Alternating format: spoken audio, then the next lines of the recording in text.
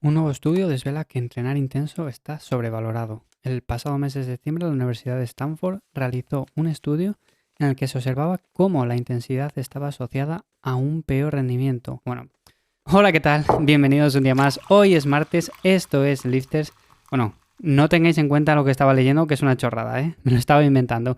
Hoy quiero hablaros acerca de la intensidad, porque muchas veces no sabemos lo que es entrenar intenso. ¿Por qué digo esto? Porque me llegan preguntas de ¿qué es entrenar intenso? ¿Cuánto es llegar al fallo? ¿Cuánto de cerca del fallo me tengo que quedar? Preguntas de este estilo y al final veo que todas tienen algo en común y es que no sacamos el partido suficiente a los entrenamientos y luego pasa lo que pasa, que no conseguimos resultados. Así que voy a hablar acerca de qué es entrenar intenso y de qué deberíamos de tener en cuenta para entrenar intenso.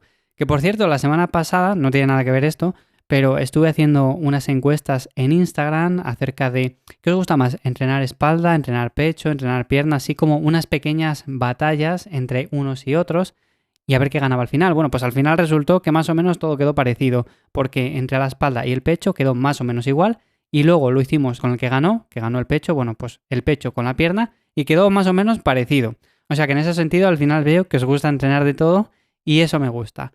En fin, como digo, hoy quería hablar acerca de esto, que me parece un tema muy interesante y muchas veces, pues eso, no le sacamos el partido suficiente a los entrenamientos porque no sabemos lo que es entrenar intenso. Todavía no tenemos o la experiencia suficiente o nunca hemos hecho un entrenamiento que esté bien planteado.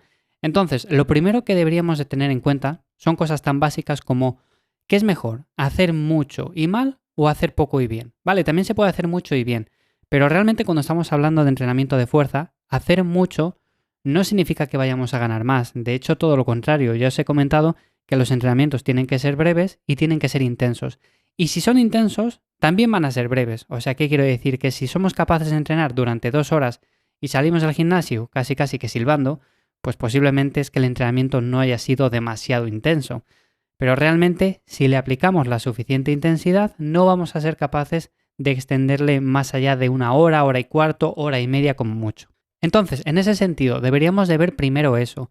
Si nosotros somos personas que nos gusta entrenar mucho durante bastante tiempo, está claro que tenemos un problema ahí en la base. No sabemos entrenar intenso porque estamos alargando los entrenamientos sin ningún sentido. Empezaría por hacer un volumen más o menos medio. Ya sabéis que siempre soy partidario de hacer un volumen moderado, no pasarnos con este, y realmente exprimir cada serie que hacemos, o sea, llevarla cerca del fallo. Aquí viene la primera pregunta de todas. Oye, Iván, ¿y qué es entrenar cerca del fallo? O sea, ¿cuántas repeticiones tengo que dejar? ¿O cómo sé cuándo estoy cerca del fallo? Pues para saber si estamos o no estamos cerca del fallo, hay que llegar al fallo. Por lo menos alguna vez de manera puntual, pero deberíamos de saber lo que es esa sensación. Si nunca has llegado al fallo, si no sabes lo que es muy complicado quedarse cerca del fallo, porque no sabes lo que se siente, no sabes lo que se nota.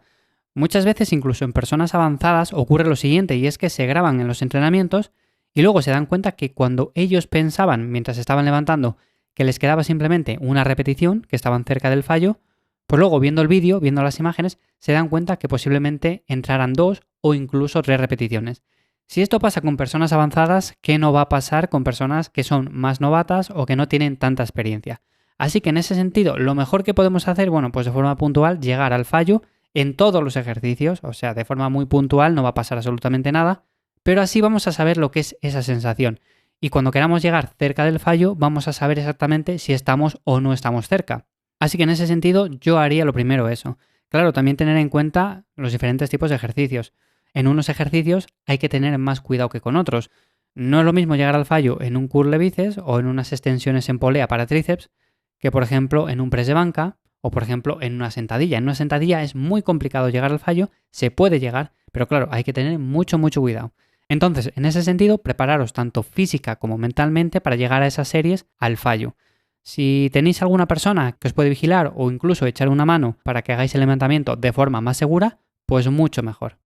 Y luego el siguiente aspecto importante también sería el hecho de cómo medir esta intensidad. Ya os he comentado que al final esto se basa simplemente en repeticiones cercanas al fallo. ¿Cómo medir esa intensidad? ¿Cómo aplicarla bien? Bueno, pues al final lo que tenemos que hacer es elegir un rango de repeticiones más o menos moderado, por ejemplo, de 5 a 15 repeticiones, y en cada serie quedarnos a 1, 2, 3 repeticiones cerca del fallo. Claro, cuanto más nos alejemos del fallo, más complicado va a ser medir esas repeticiones. No va a ser lo mismo quedarse a 1 que quedarse, por ejemplo, a 3. Posiblemente estemos dejando 3, estemos dejando 4, estemos dejando 2, pero es más complicado hacerlo de esta manera que no cuando dejamos simplemente una. Así que en ese sentido, el rango de repeticiones moderado. Y luego, en cuanto al volumen, pues un volumen medio que no nos pasemos con el entrenamiento. Y de esta manera vamos a ver cómo si desde el minuto 1 aplicamos intensidad en cada serie, el entrenamiento es mucho más corto y es mucho más efectivo. Al final, tampoco nos interesa estar ahí hora y media levantando pesas. Un error muy común, y así os lo comento también de pasada, es, por ejemplo, elegir un peso muy por debajo de con el que podemos en los diferentes ejercicios. Por ejemplo, nos ponemos a hacer una sentadilla y elegimos muy poco peso. ¿Qué pasa? Que las primeras repeticiones van solas. Si hemos elegido hacer en esa serie unas 10 repeticiones y las primeras repeticiones van casi que solas porque son muy sencillas, cuando estemos llegando a la repetición 8, 9 o 10, cuando empieza a costarnos un poco, cuando realmente debería de empezar la serie, ahí la cortamos y decimos, vale, una serie. Nos quedan 2, pues las siguientes 2 series más o menos iguales, con lo que no hemos hecho nada. O sea, hemos perdido básicamente el tiempo. Y esto lo veo muy común. O sea, es un error que se ve de manera muy frecuente y al final hace que no consigamos ver cambios, que no consigamos resultados. ¿Qué podemos hacer en ese sentido? Desde la repetición número 1, esfuerzo alto. Claro, esto es lo que pasa que no gusta. Evidentemente, si tenemos que hacer 10 repeticiones y desde la repetición número 1 nos está costando un trabajo excesivo el hacer esa repetición, pues decimos, bueno, no llego, pero ni de coña, a la repetición número 10. Pero claro, es que no tienes que llegar a la repetición número 10, es que te tienes que quedar en la repetición 8, por ejemplo. Tienes que dejar 2 antes del fallo. No sé si veis por dónde quiero ir, pero al final esto es algo que se puede aplicar, lo podéis aplicar todos en vuestro entrenamiento y vais a ver cómo mejoráis de manera muy notable.